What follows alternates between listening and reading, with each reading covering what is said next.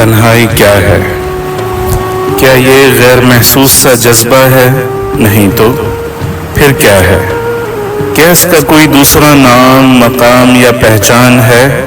نہیں تو پھر کیا ہے یہ جذبہ، یہ احساس جو انسانوں کے قبیل سے اتنا قرب کا تعلق بنائے رکھتا ہے؟ پیدائش تا دب مرگ یہ ایک غیر مرئی سا جذبہ یا احساس انسان کو اپنے ساتھ لگائے رکھتا ہے۔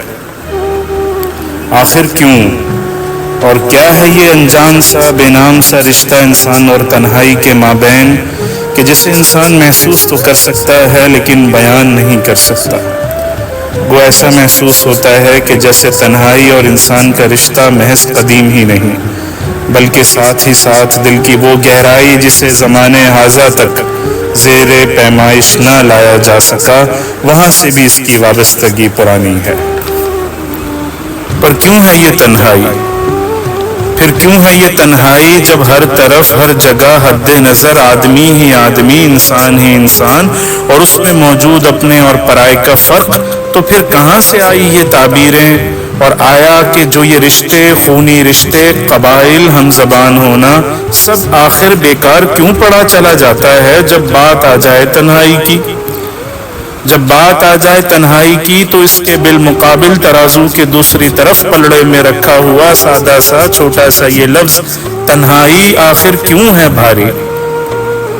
آخر کیوں ہے بھاری اپنے مد مقابل ہر لفظ، ہر رشتے، ہر شے پر؟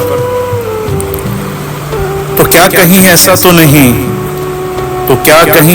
نہیں ازل سے اسے کوئی مقام ہے حاصل، فقیروں کے ظاہری حلیے کی مانند، یا کسی فقیر کی پرانی جھپڑی کی مانند، یا کسی بڑھیا کی خستہ حال بڑھاپے کی مانند، یا اسی کی کسی پھٹی پرانی چادر کی مانند کہ جس کے ہونے سے سارے جہاں کو ہے یہ جذبہ، یہ احساس میسر؟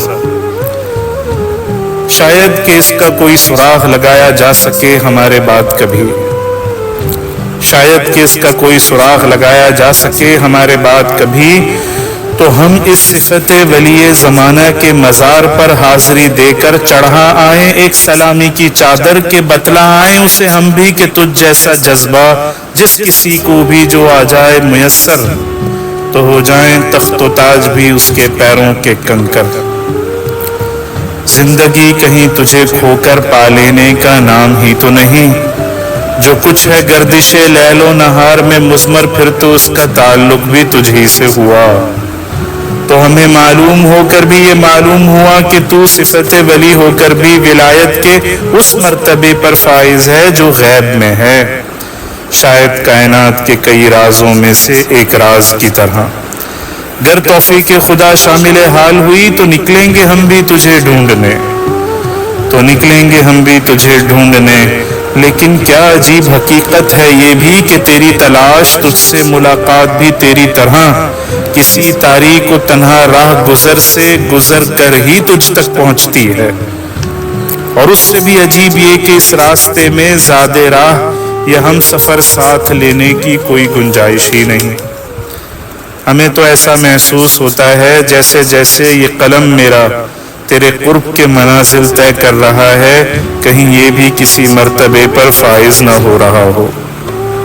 ہم بھی کبھی نہ کبھی کہیں نہ کہیں عاجز آ ہی جائیں گے زندگی کی ان منزلوں کو طے کرتے کرتے، پر شاید جہاں تک بھی پہنچیں گے تجھ سے انجان ہی رہیں گے۔